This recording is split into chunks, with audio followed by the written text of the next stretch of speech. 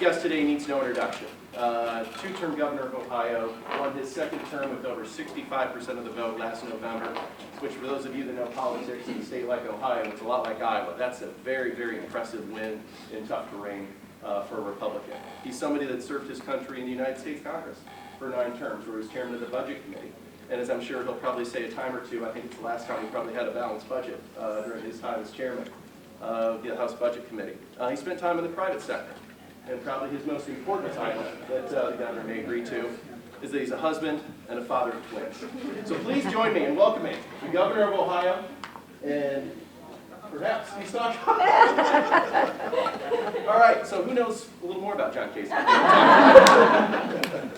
So we're getting the governor mic'd up, and I know he's excited to be here. And as I think as we've seen recently, we've seen from the debates, I think we're in for a spirited discussion today because with Governor Kasich, I think what you see is what you get, and he's going to let you know what is on his mind.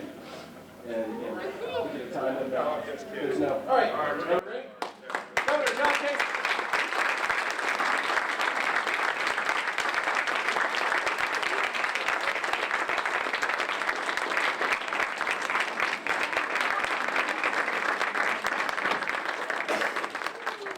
Hello.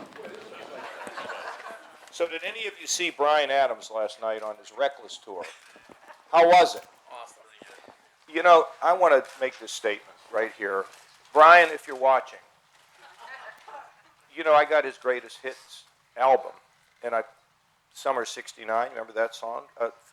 Remember that song? Huh? Standing on my mother's porch. Anyway, he's a great artist. And was it a good show? I want to call him. I said I want to find out when he's going to be in Ohio, and it turns out that last night's concert was his last. And he never went to Ohio. So what are you all doing here this morning? Huh? Come to listen to this stuff? And who are you? Sir, my name is Rebecca Heinrichs. I'm a fellow at Hudson Institute, and I am from Ohio. How does a woman get to be a fellow here? Is that? Working hard and not paying attention to titles. There you go. Good. And you're from Ohio? I am, sir. Where are you from? Fredericktown, Knox County. Sure. I know where it is. Well, nice to see you. Good to see you. Shall we like get started? Dead silence here. Well, let's go ahead and get started. We've got a range of topics to discuss today, and we've got a great crowd with some good questions from the audience too. So really nice. Yeah. Close. Yeah. So we'll go ahead and get started with a tough question for you, sir. This question is actually from our APPS Honorary Chairman, Mike Rogers. And I'm going to go ahead and give him the first question since he's the boss.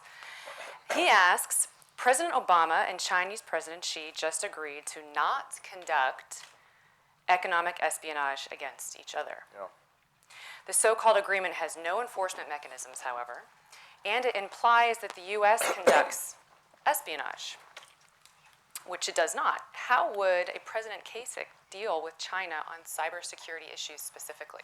Well, I'm not familiar with the agreement, but what I would tell you is that we do have the capability to both have a offensive and a defensive cyber capability. Our National Security Agency can do that, and we need to have a clear policy. I mean, if people are going to cyber attack us, we not only need to defend ourselves, but we need to be in a position to make it clear that if, in fact, you attack us, we have the capability to be able to take out the source of that attack. And that's the way it ought to be. It ought to be made clear, and we need to protect ourselves against cyber attacks. So I don't really know what the president agreed to here. We'll have to look at it, but it's a serious matter for a lot of different reasons. Not only stealing intellectual property, but being able to steal some of the secrets that we have used to advance ourselves technologically in defense matters. It's a serious matter, and I have to look at the agreement. But for me, there's got to be a clear policy. A clear policy. And if the agreement is what the media is reporting, that there are no enforcement mechanisms, and that it does implicitly, it implies... Well, we're going to know. We're going to know if we get attacked, right? And if we find the source of it, then that puts us in a position to respond. We just have to make it clear to people. It's like deterrence, right? I mean, if people know that if you mess with us, that we have an opportunity to come back, not only to defend ourselves, but to be in an offensive position, I think that's the way we should approach this. That brings me to my next question about China, more generally speaking. China. But let me let me also say something that maybe look. I am not a candidate that's interested in like headlines. Okay, I'm a candidate interested in helping the country to do well, and I've had a lot of experience. I was on the Defense Committee for 18 years. I've invested a lot of my time in studying national security, not just as a congressman, but as a citizen, a private citizen, and now as a governor. You know, I've always found that it's a lot better to try to reach agreement with people rather than to clobber them over the head. But I also subscribe to the old Reagan philosophy, trust but verify. So I don't know what all this media reports are. All I know about media reports is that I believe almost nothing of what I read and only half of what I see. So we got to find out what this is all about, okay? So let's talk about China more broadly. China is responsible for cyber attacks against the United States, not only against government agencies, but also against private companies.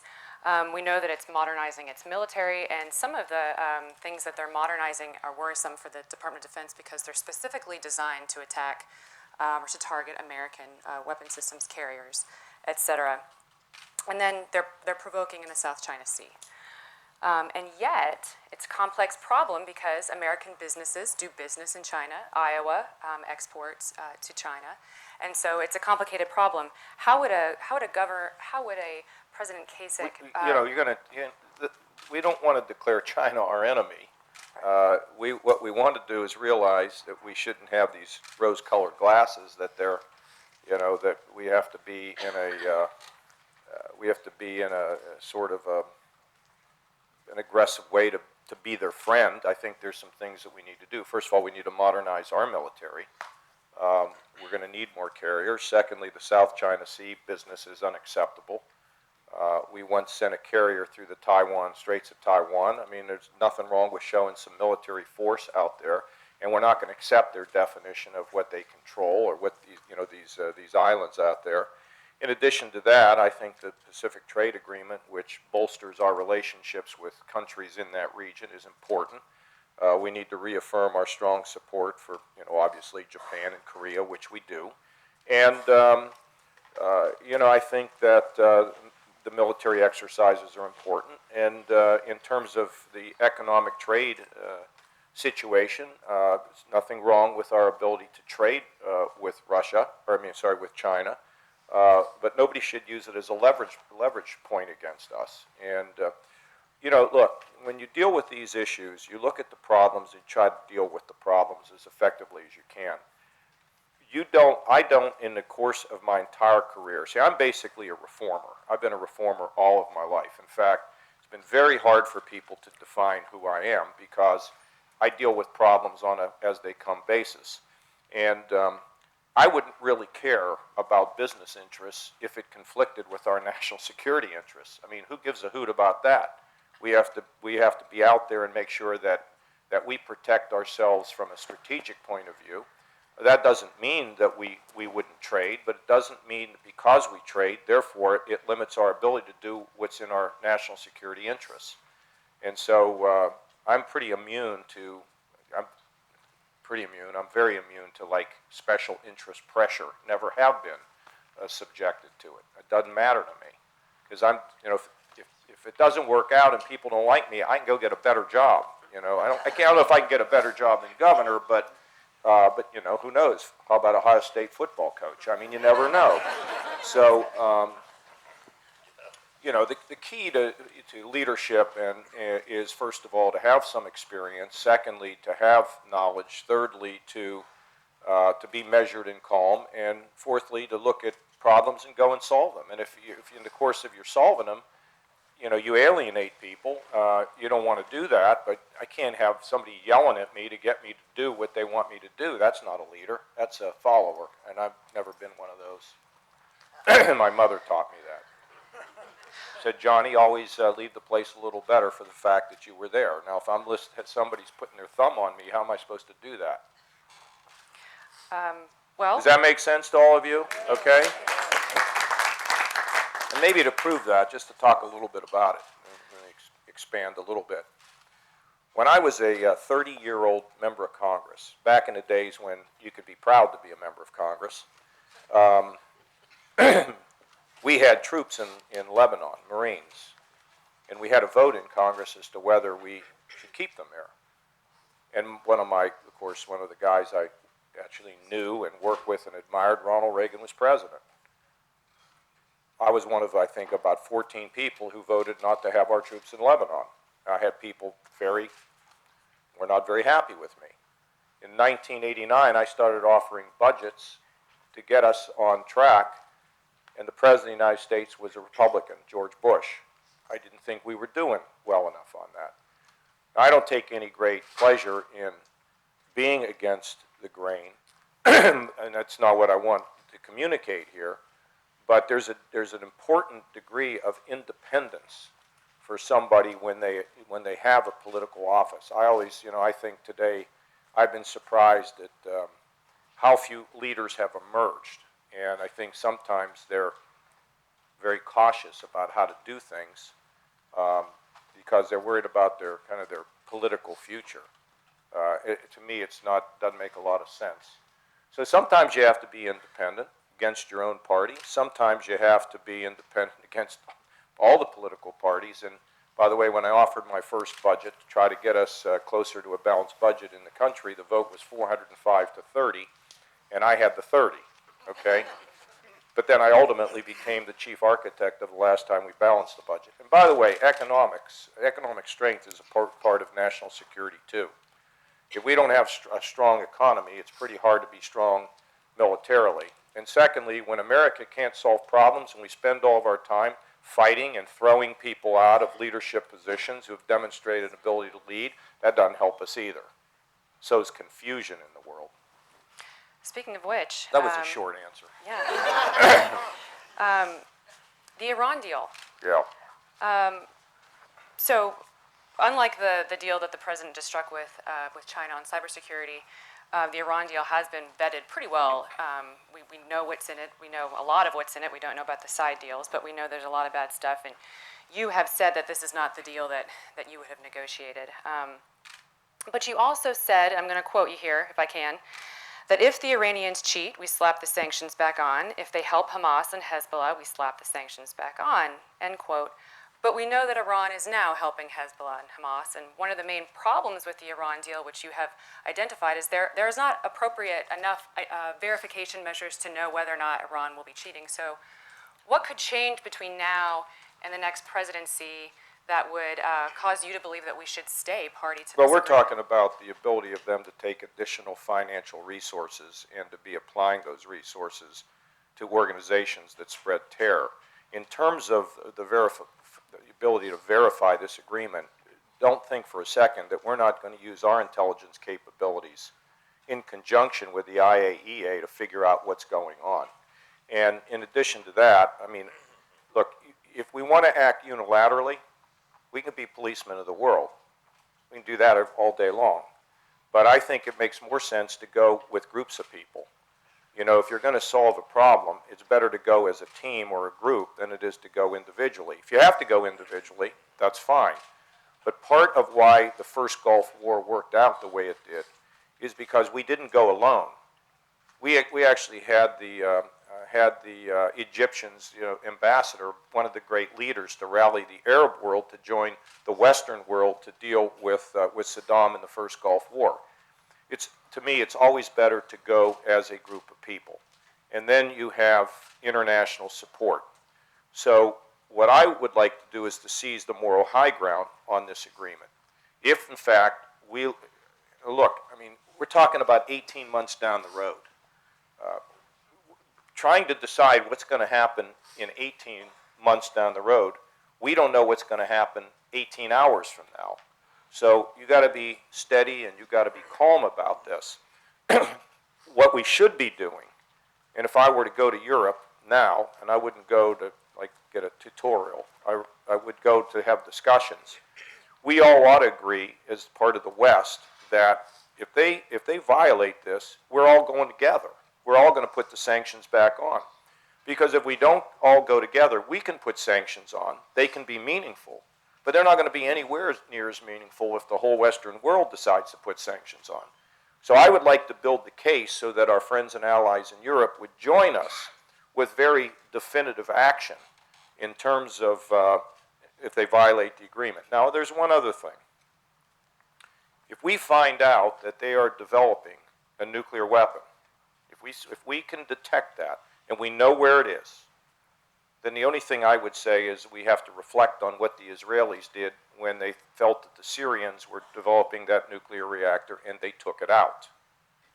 Okay, so, you know, the military option, of course, is a high priority when it comes to preventing Iran from getting a nuclear weapon. And I'm not saying any more than that, because I may end up being president. And I want to be careful about red lines and making statements that are going to happen in 18 months or 20 months or 30, you know, let's just do this the right way. But it is not in anybody's interest for Iran to get a nuclear weapon. Not only would I have not negotiated this agreement, but I don't think I would have engaged in talks until I got some assurance that, number one, they were going to recognize Israel's right to exist. There would have been a number of things that would have forced them to change their behavior. Because you don't want to go around begging somebody who's clearly been an enemy of yours to negotiate until you have some preconditions. And I don't believe these preconditions were met. And of course, the Iranians still consider the United States one of their enemies, even after this deal. So this deal has not brought the United States and Iran any closer, like the Obama administration had intended it to do so. So, based on everything you just said, would you recommend then that the Congress now, because the deal it has been negotiated?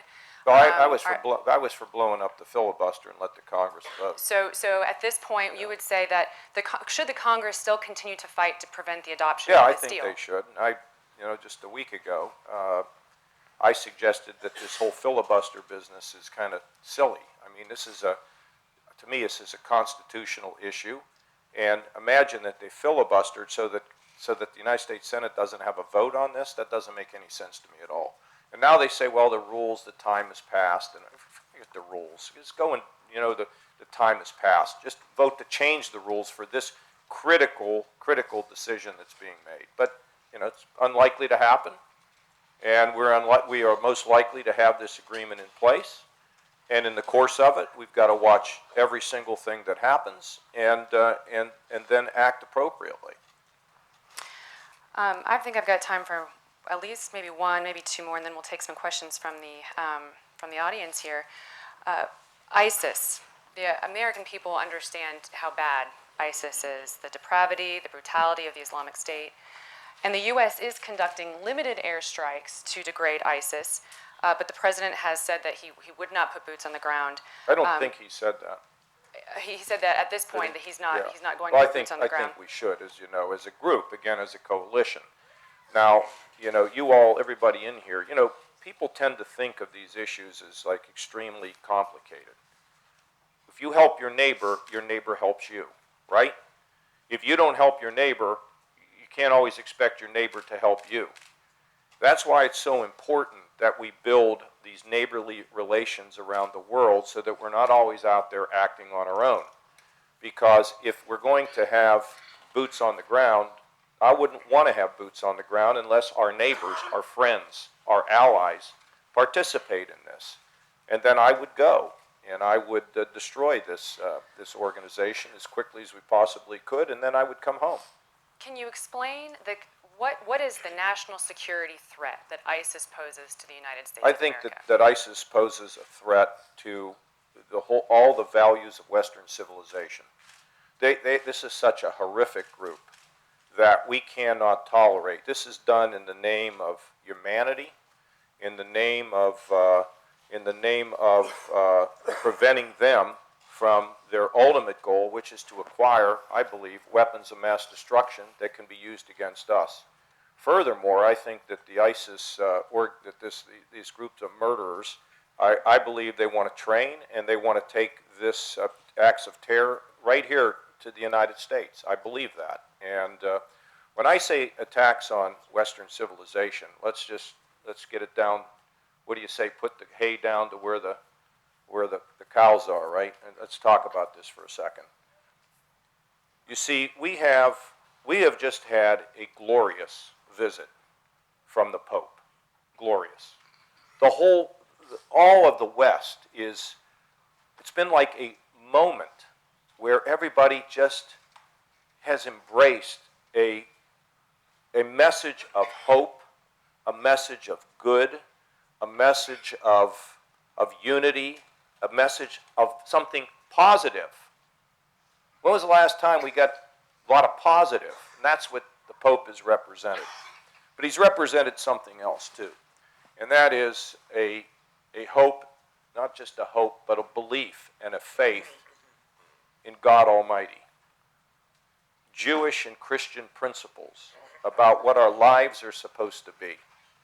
Living lives greater than ourselves, being centers of justice and healing, being held accountable at some point in time for what we do on this earth to improve this world. And that the path to salvation is based on love. I was at the Citadel yesterday and I was asking kids, what did the Pope say? One kid says, well, he talked about guns. And they talked about this, they talked about that. And I got the head kid. I didn't know he was the head kid. I said, what did you think the Pope's message was? You know what he said? At the Citadel, it must have been, 2,000 people there? He said, the message is about love. Powerful. Now, they believe that everything we believe should be eliminated. They have no use for any of us, for the way we live, for human rights, for a trip to salvation based on love, based on the way we treat our neighbors. They don't agree with any of this. They want to destroy the very fabric of our cultures and what we believe. You hear that, young people? That's what they believe. This is the one that really is so, it's amazing to me. They believe that if you are a member of their radical branch, that if you rape a 14-year-old girl, you get closer to Allah and closer to salvation. Now you tell me how the mind can be that distorted to think that. Tell me how what we're witnessing in the world is just shocking, isn't it? It's like, are you kidding me that this is the way that human beings can treat one another? So that's why it's so imperative that we do this. And here's another case where you're either going to pay me now or you're going to pay me later. You're going to pay me a lot more later. So I feel very strongly about this. And it's a shame that we have done so very little. Okay? You made the point, you were clear that you said that we should get in, we should take out ISIS, probably requires ground troops, and then get back out. I think it does require ground troops. require. I don't think maybe it does. I believe that it does. Thank you for that. So, but because ISIS was created because of the instability that already existed in Iraq? No, I'm not sure about that. I think it's a radical group that's not only been able to take advantage of a void and instability, but the radicalism was there. It just had a place to be fertile. So having said that, then, if we take out ISIS, and then we removed ground forces again, Yeah. are you concerned that there'll be another group just like ISIS that will come back in, and then we'll have to? Well, I mean, look, that's like if this building was on fire, I didn't want to run outside because I might get hit by a meteor. Just take care of business in front of you. That's what you need to do. And I think in the resolution to this, we're all, look, it's very complicated in Syria. Where are the Shia going to be? Where are the Sunni going to be? Where are the Alawites going to be? And there are ways to think about how this gets settled. I think in Syria there ought to be some safe havens. And I think those safe havens ought to be protected. And where we could stop the flow of all the migrants. There could be a place where people could be safe. There should be a no-fly zone to protect that. And whoever flies into that no-fly zone, violate that no-fly zone, going to have to suffer the consequences. Syria makes me think of Russia for some reason, with Russia's propping up Assad. Russia's been doing more than meddling in the Middle East. It's also been, and it's invaded Ukraine. It's also threatening, sometimes implicitly, sometimes explicitly, the use of nuclear weapons in a way that they haven't before. So Secretary Carter has addressed it and said that we have to take them seriously at their word. They're modernizing their nuclear force. They are flying nuclear-capable aircraft into air zones where they should not be. So how would you respond to an incredibly aggressive and unstable situation with Russia in the region? Well, we should arm the Ukrainians, and we should be firm, and we should stay calm. Not border on hysteria here. We can deal with him. Putin is a bully. We should be arming the Ukrainians. That's what I would do, and I would make it clear that any effort to move into any of the NATO countries, I think pre-positioning equipment has been a smart thing to do. I just think, again, here's another case where we have not taken the kind of action that we need to take, and understand the president's going to meet with Putin. But I would not, with any leader, look into his eyes and see all the way down into his soul. Now I think we're going to move into some really great questions that we've received from some Iowans. Well, yours were good. Well, thank you. These are really great. I like them because I've got more questions. You want them to ask them? I've got them. These are their questions. Oh, I've got okay. some great questions, and Okay. I'm not too disappointed that I didn't get to finish mine because their questions are my questions, so it works out really well. This one's from Ashley from Hinton, Iowa. Where's Ashley? Where is Ashley? Is she here? This could be an online submission. Okay. Ashley, hopefully she'll be watching this, but I'm asking her question for her. She said, Governor, how will your first budget to Congress make room for national security needs while still addressing the massive national debt facing our country? Well, because, it may be in the short run that we're not going to see the deficit go down, because we have to rebuild defense. But I also can tell you that there is an organization inside the Pentagon that is very bureaucratic, very red tape, very slow, and it is a place where you don't get a dollar's worth of product for a dollar's worth of investment. You have to reform the Pentagon at the same time you're rebuilding the defense. It used to be 4 or 5 years to get a weapon system from development to deployment. Now it's like over 20 years, except when we had the problem with the roadside bombs. They ended up producing a vehicle, I believe, within 1 year. See, that's when common sense took over. We've lost common sense in government. We've lost common sense in a lot of areas of our society. So fix that place, and that's not easy to do. It's extremely difficult, but you've got to manage the reform of that building, restore some common sense, while at the same time you rebuild defense. Now, the most important thing economically about balancing our budget is that you have to have a credible plan that gets you there. Okay? It's not vital that it be done tomorrow. It's just vital that we can send a signal to everybody around the world, the financial markets, everywhere, that we have a plan that will get us to balance. Now, I've only written, I think, 18 budgets in my lifetime. So I'm getting pretty good at it. The gentleman was here, he's 92 years old, Ken. He's been married for 70 years, and he told me that he was finally starting to get good on being a good husband in a marriage. Okay? So I've only written 18 budgets, and I'm getting better at it each time I write one. But, writing budgets is about priorities. And let me tell you that any time you write a budget, you got somebody that doesn't like what you're doing. Okay? So what? I mean, you just go do it. You know why we don't get it done? Because there's all these people yelling and screaming at the representatives about what they're trying to do. So it's just kind of better to lay low and let things drift. Well, as a governor, you can't do that, by the way. When I came in, we were almost 20% of our general revenue fund in the hole, and we're now running a $2 billion surplus. In my first year in office, I had about a 30% approval, which means you have to work hard to be that unpopular. And now, I was reelected with one of the largest electoral victories, won by more than 30 points in Ohio. Usually 30 points, it's usually 30 days before we determine the outcome. So you have to make decisions. What is your name? Debbie. Do you run the budget at home? Who does? Okay, what is your name? Tom. Tom. Now, Tom, do you run are you in debt? No. Good, Tom. What a question now. So, Tom, you have ups and downs, right? Throughout your marriage, throughout running the family, you have ups and downs. So sometimes things have to go, right? I mean, you can't just keep spending money you don't have. And it's not always an easy choice, but it has to be a choice, you know.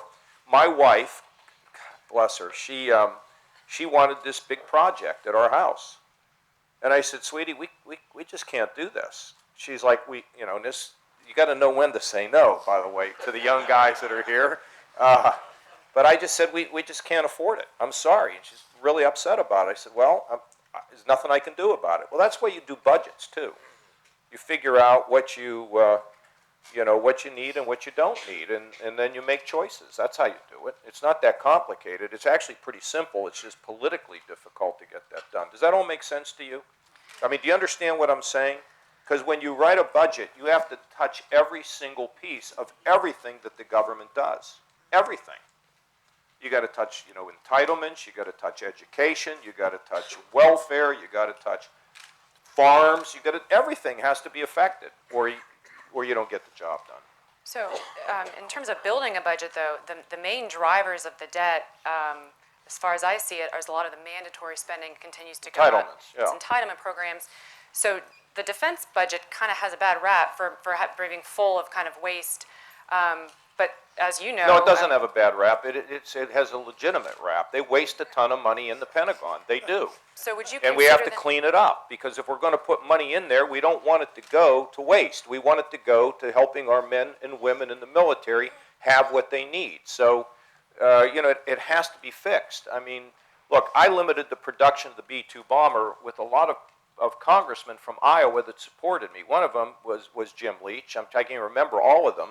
So was Nussel. I think he supported me. It was going to cost us $1 billion a copy to fly a plane inside the Soviet Union in the middle of a nuclear war to drop more nuclear weapons. I'm like, how many nuclear weapons do you have to drop in a day to have a bad day, So and it was going to cost us $1 billion a piece for these things, and we ended up making an agreement to build only 20 of them and to take that money and apply it in a more effective and efficient way. We know we have... It just came out, I think it was Carter, who you just referred to, Ashton Carter, who's Secretary of Defense, said we have at least 25% of too much infrastructure in this country that we don't need anymore, but we keep it for parochial interests. I mean, when you do that, you're not funding military the way you need it. Secretary Carter has also said that the sequester, which is coming down and creating indiscriminate cuts in the Defense Department, is terrible for the military. We can't let the sequester dominate how we rebuild our defense. And the sequester is nothing more than a Washington parlor game, to use a fig leaf, for the fact that they can't do their job down there. That's what it is. Now, let me also say that, everybody likes that, okay? Well, why is that happening? Well, first of all, the parties are split. And secondly, politics dominates too much of Washington. People want to be just reelected. And I understand that. There's nobody in this room that wants to go to work tomorrow, including you, and find yourself out of work. That's kind of, you know what I'm saying? It's, who wants to go to work so they can be out of work? Do you? He's a state representative, okay? But I think that's a bad attitude, and I'll tell you why, for you. Because when you go into public life, you're not in it to have a permanent job. You're in it to leave a mark, and then, if you get reelected, great. It's like running for president, okay? I can come in here and tell you all kind of stuff to make you cheer. I can do that all day long. But if I'm not being true to myself and I never get elected president, how will I feel about all this time I spent? It would have been a waste. So the same is true of being a legislator. Now, I think our problem has been we have not seen the leadership at all levels that we would like to see, including emanating from the White House. The chief executive is such an important part of what happens. And that's not the only thing that matters, but when a president leads, and the president knows how to work with the members of the legislature, then you see success. That, by the way, is why it's important that we want to pick a president. Better pick somebody that ran something. You know, you better, what are you supposed to do? We picked a president that didn't run anything. How's that working out? Huh? If I can, sir, these are two questions that are related, so I'm going to ask them both and let you comment on the subject more broadly. But James from Denison, Iowa, just James here? simply asks, online as well, he asks, is Edward Snowden a hero or a traitor? He's a traitor. He's revealed the names of our people, you know, moms and dads of people who are trying to serve this country who have been put at risk. So, sorry, James. I don't know where you're coming from, but he's a traitor. And can we get a question from somebody that's actually here? Yeah. Oh, here we go. Here's a lady right there. Bring that up here, ma'am. Come on down. Isn't that what they say on that show? Come on down. You've just won a trip to Des Moines.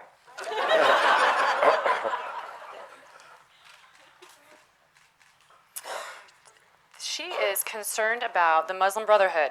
It was named as a terrorist organization in Egypt along with Hamas and Hezbollah.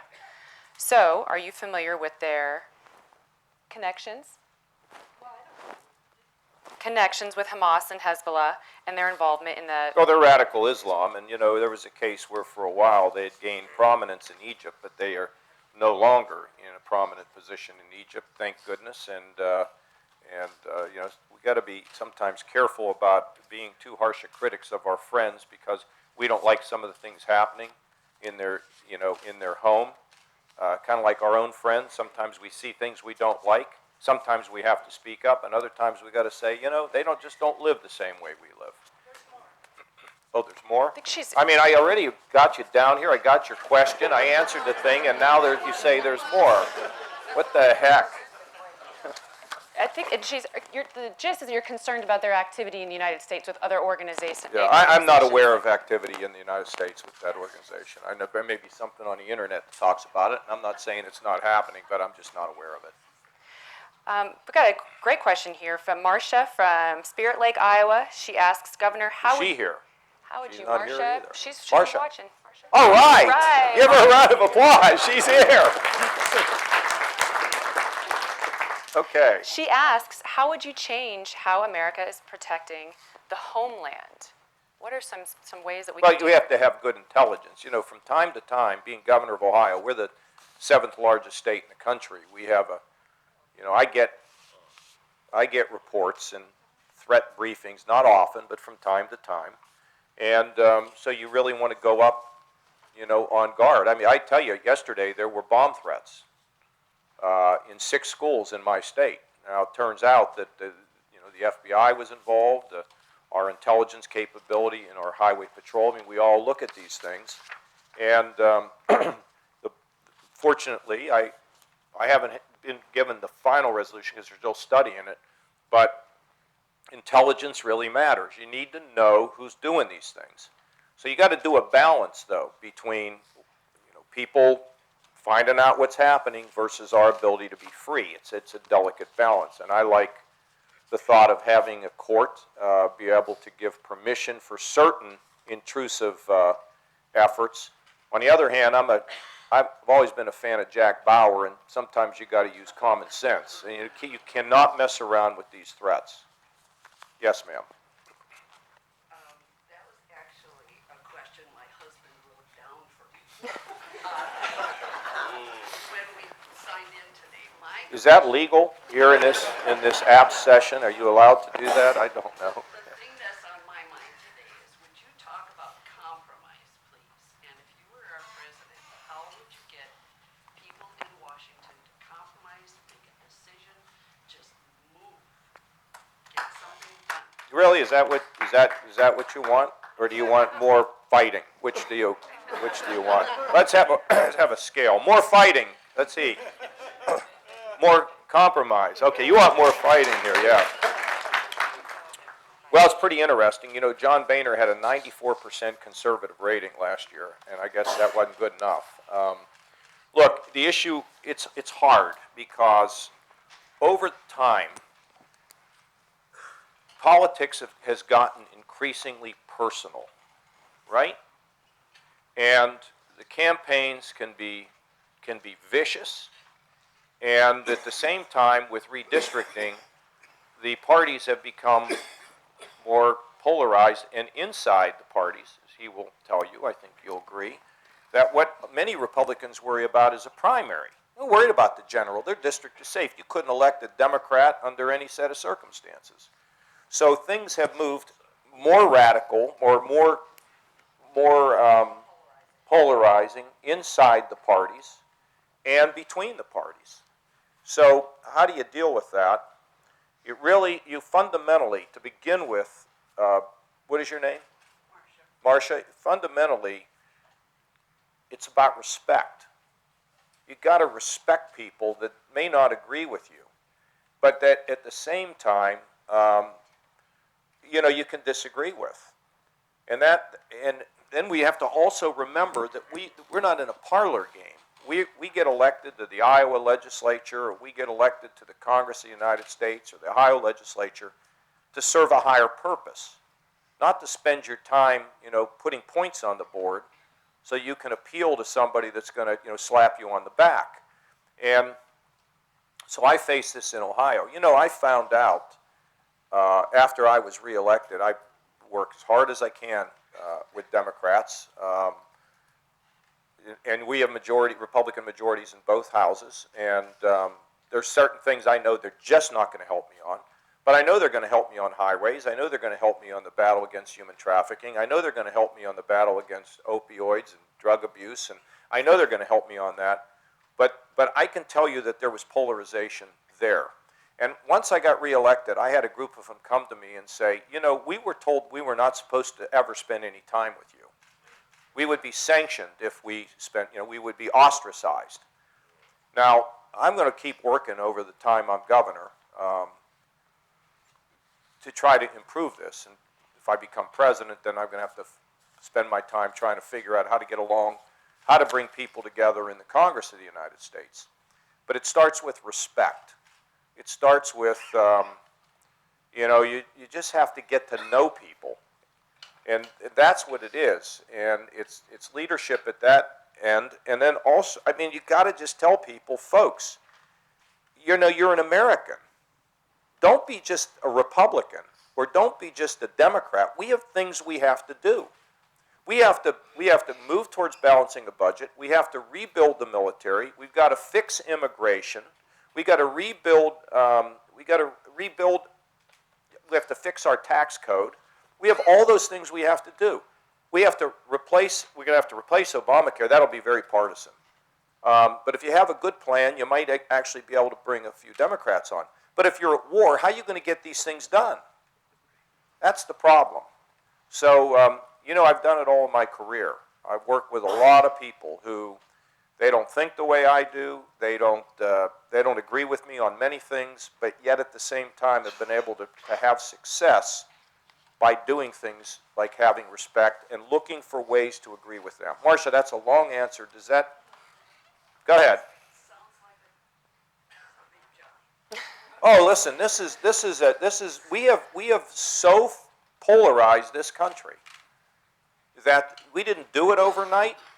It ain't going to get fixed overnight. The next president, though, is going to have about, I think, 90 to 120 days to do a very robust agenda. And you'll have a window of opportunity. And we're just going to have to drive as much stuff through that window of opportunity as we can while we're rebuilding those relationships. You're absolutely right. It's really, really, really hard. What do I do as governor? I have Republican and Democrats. I have their families come to see me up, where my office is. I call their mothers. I call their wives or call their husbands. I do all of that, and it matters at the end of the day. It really does matter when you have personal relationships. Here's an issue that it doesn't fall neatly in either party, but it's an important one to a lot of Americans. How do you balance? This is from Bob from Sioux City. He said, where would a President Kasich draw the line, or how do you balance the privacy concerns of Americans with NSA surveillance? I think I answered that. You have to have somebody that intervenes to make sure that we're not on some wild goose chase, or we're just going and doing these things for the sake of doing it. I believe that there ought to be a court that's in the middle, but then I was mentioning the Jack Bauer experience. we don't need to be politically correct if we think that we are truly endangered. And then I think this is the last one, Mary from Holstein, Iowa. She says, what is your view, you touched on this a little bit earlier, but I think it would be helpful to flesh this out, of the current status of the U.S.-Israeli relationship, and given the Iran deal, what can the United States do moving forward to bolster protection of Israel? I think the relationship between the U.S. and Israel transcends any particular moment in time. And I don't think the president handled the visit of the prime minister appropriately. If the prime minister of Israel was coming to the United States and he was standing for election the next day, I'd still meet with him. I mean, they are our ally. They are such a critical part of that part of the world, stability, and also, of course, we are very linked. And so when I say we talk about rebuilding the relationship, I think it's paying attention to it, but I don't think we've kind of damaged this. I know some people would say it, but that relationship is enduring, and it needs to continue to endure. Well, thank you, Governor Kasich, for your time this morning, and thank you all for your time and attention to these important matters. Let me ask this question. Okay. Is there anybody else like to ask anything here? Do we have a few minutes? If I could get a coffee, I'd be here even longer. I think you've got a Okay. copy. How much time do we have for air? Well, it doesn't matter. They Okay. can cut Here's a off. coffee. And this is like, go to our online show and see the rest of this. Okay, there were a couple questions. So let me take a couple more questions. Yes, sir, in the back. Go ahead. You. Yes. You were talking about polarization. Yes.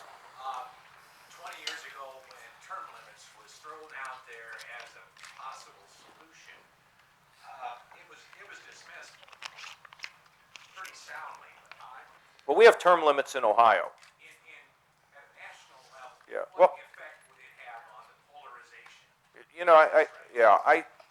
Look, we have term limits in Ohio. Has it made a big difference? No. I mean, are mechanical things useful? I guess. We have political scientists here who would, could argue this. And I'm for term limits for Congress. Okay. But if we, let me just what I'm saying. If we pass term limits, do I think everything's going to be great? No. Would we be less polarized? Probably not. Would government No. get more done? No, I don't. I mean, I don't. Legislation move? No, because I don't know how to answer it. Okay, I have to really give that a lot of thought.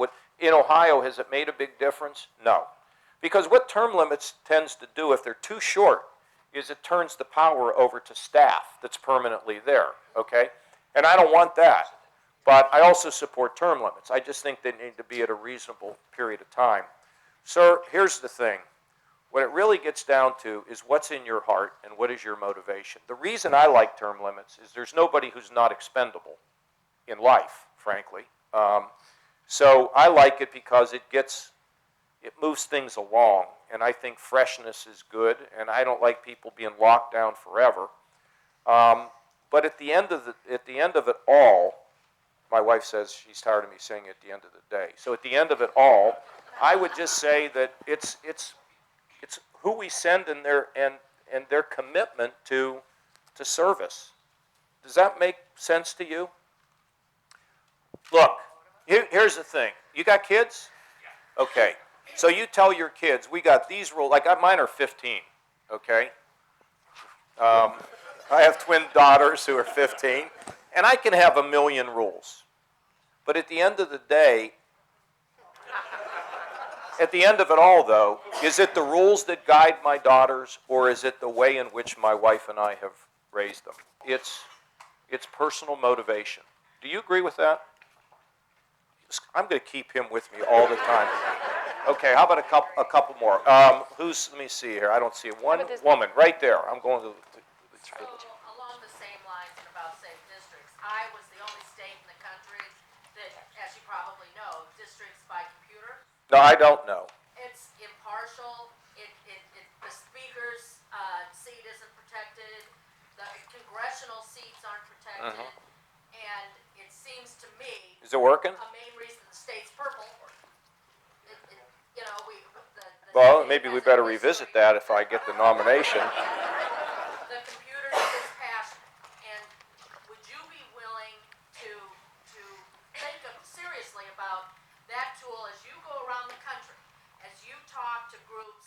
redistricting North issues, yeah. Carolina, Nevada, and New Hampshire about, hey, you know, Iowa's doing something right, gang, and everybody ought to learn Yeah, from it because I'd have to learn it's about it, but it's, way. yeah, but I gotta tell them about my economic plans and my national, not talk about redistricting. I mean, I'm just saying I'd have to that's drop out if I, you know, nobody, yeah, but no, I think you're making a good point. I'll look at it, that for Congress to talk, yeah. people on the far left and people on the far right need to be joined by people in the middle. And to get to those middle Yeah. districts, you need to have dispassionate redistricting. Okay, I'll look at it. That's a good, that's a very good point. Intelligent, very intelligent. How about you? As an independent, I'm looking for a candidate that's interested in international aid initiatives, specifically early education and nutrition. Could you see yourself supporting international aid like the Global Fund or Red Cross? You know, I keep hearing that question all the time. Are you part of that organization, or what? Tell me about where you're coming from. I do have a brother that works for Results. It's a very good nonprofit. Yeah. Well, let me give you an answer. First of all, early childhood education in America is critical, and it's very expensive to be able to do early childhood. We're doing it in Ohio, but it is really costly. So we got to focus on doing it here, okay? And I do believe in early childhood education because you want to make that young brain be able to work, okay? And so we're doing it in our state. In terms of global, what we do globally, I was involved early on, the very beginning of debt relief for Africa, so that countries could get on their feet. And I give George Bush a lot of credit for his initiatives, because his initiatives, look, you cannot believe how many lives we can save by just clean drinking water and just giving people nets so that they can protect themselves from the spread of disease through mosquitoes. So the U.S., it's interesting, the U.S. government gives money, but the private money that we give as citizens overwhelms the amount of public money, and it's impressive. It shows that America is just a great, great country with great people. So I think that foreign aid, when properly applied, is important, because what it does is it gets people to understand who we are.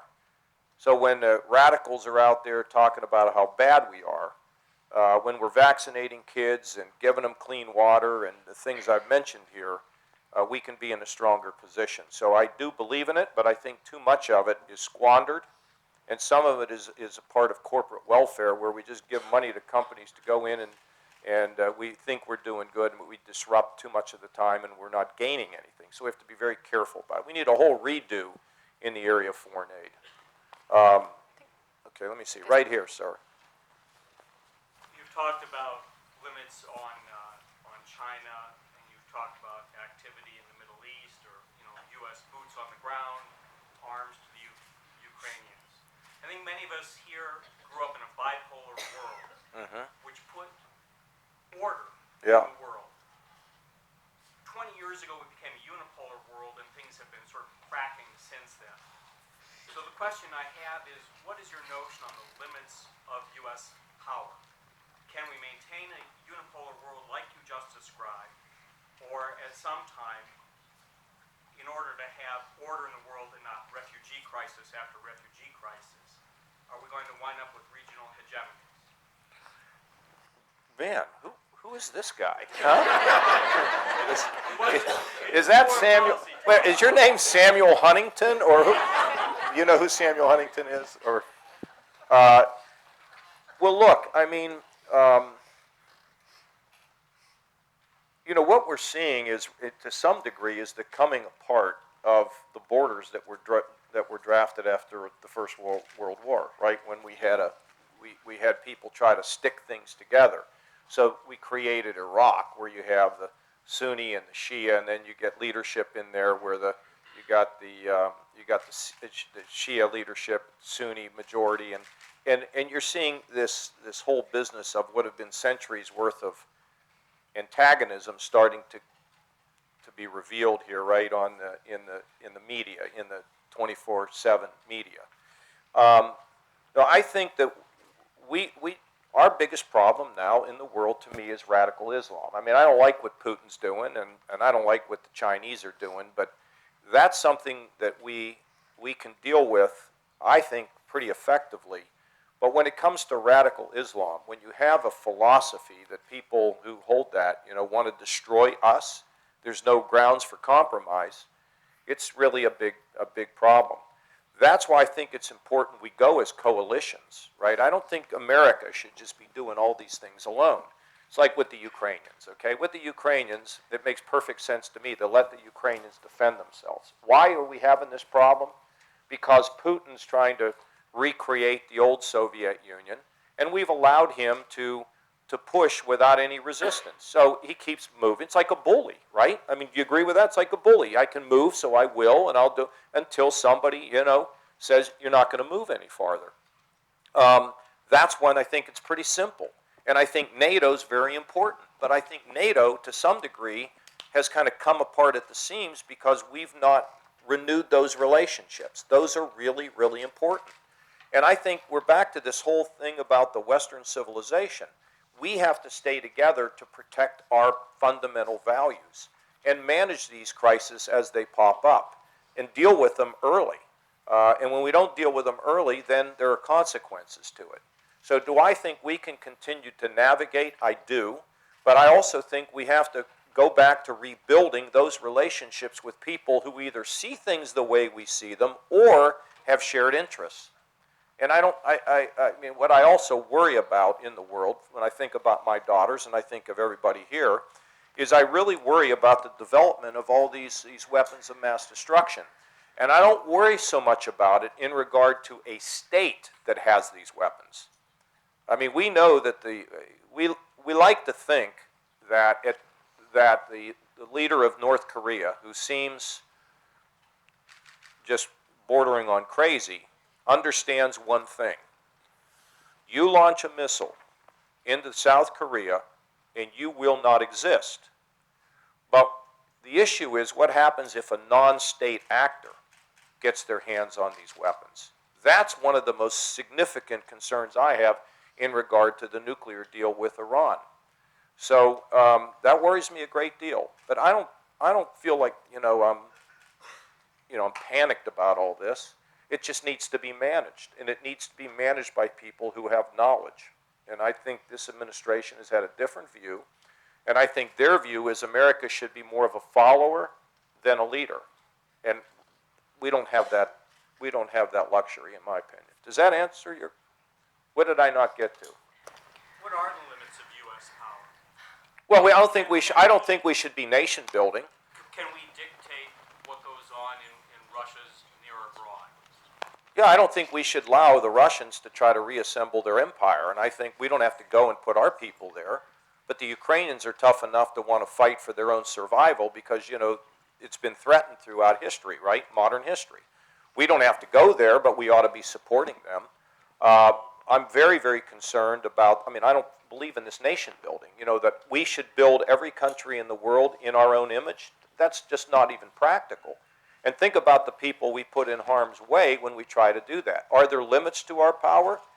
Yeah, of course there is. But I think that with military, diplomatic, and economic, you take those three prongs, I think we can be very effective in the world. But the idea that, the Arab Spring and all democracy is going to break out, come on, right? That's not going to happen. So I think there are limits to how much we ought to do, and we ought to be very careful about where we make commitments. Does that get closer to what you want? Good. How did I do there? Good. Yeah. We've got to stop. All right. now, I sir. think I think I have to go, don't I? Was this fun? Did you enjoy yourself here today? Good.